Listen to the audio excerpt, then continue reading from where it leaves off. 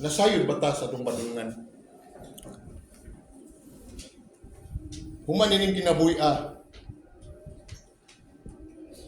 kay bawo kita mga higala, mga igsuon nga ang atong kinabuhi nga gi-enjoy dinis kalibutan pertira gyud mubuak. Pertira gyud mubuak. Wata kay bawo kanus ata mubiyak dinis kalibutan. Tungod kay ang tao real man sa kinabuhi sa tao nga tao dunay gyud kamatayon.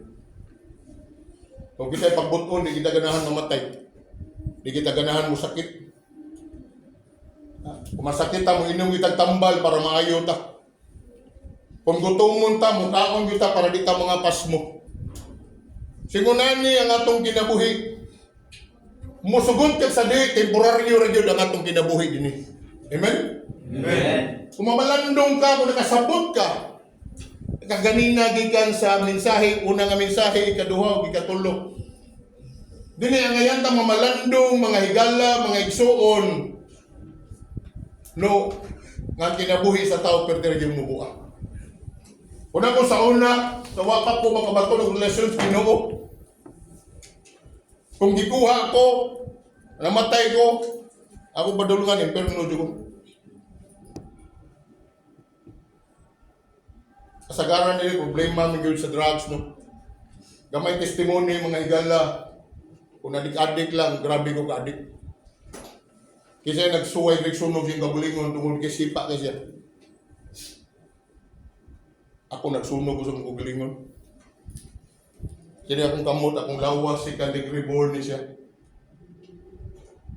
Tungkol kay sipa kay ko. Akong papa pulis, ako igsoon pulis, pero ako dapunon ko pulis.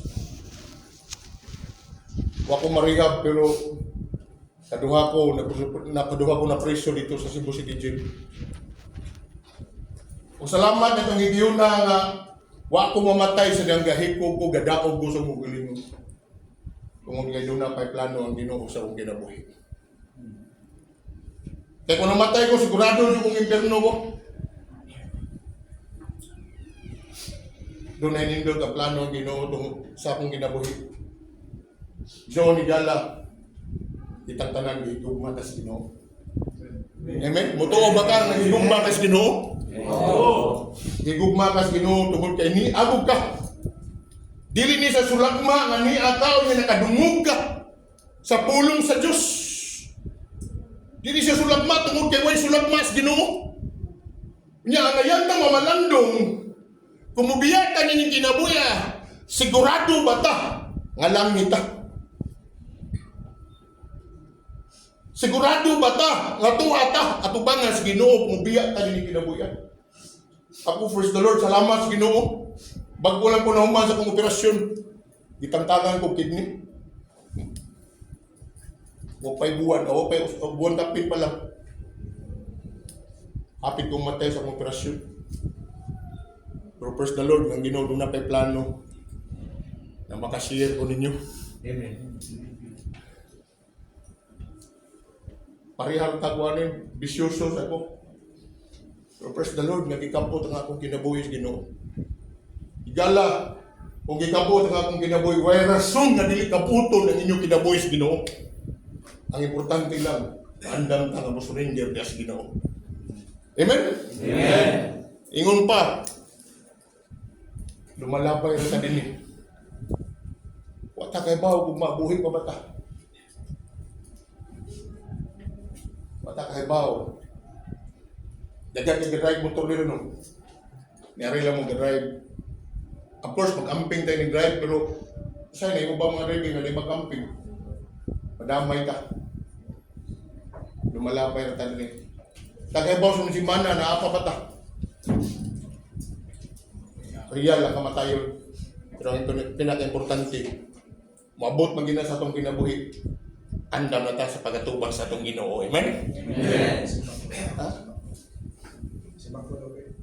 Hindi na madawag simba ko.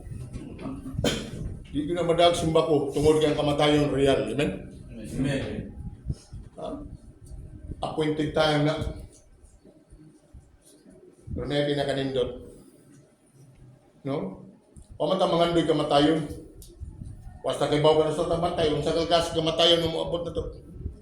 Pero minsan is kanta nga lumalabay rin kita dire. Sa di pa na siya mo abot. Anda mo na to ang atong ginabuhi. Katubas Ginoo nga kung upiya man ta din anytime. Sigurado ta nga tuwa ta sa sapakan sa Ginoo. Amen. Kung nasultihan ta ka. Sa man nato nga mahimot ang andam. Kinala ng tao makabaton siya tinuod nga relasyon sa Ginoo. Dili reliyon o dili relasyon sa Ginoo. Ngayon dito ang kantaw. Nalantaw mo ba ang kasakit gumikan sa sala? Nagpatalinghog ka ba sa'y nagulo? Of course, ang usa ka na translation na version ni Jesu Cristo. Nag-agulo si Jesu Cristo dito sa cross Calvary. Igsuon, higala.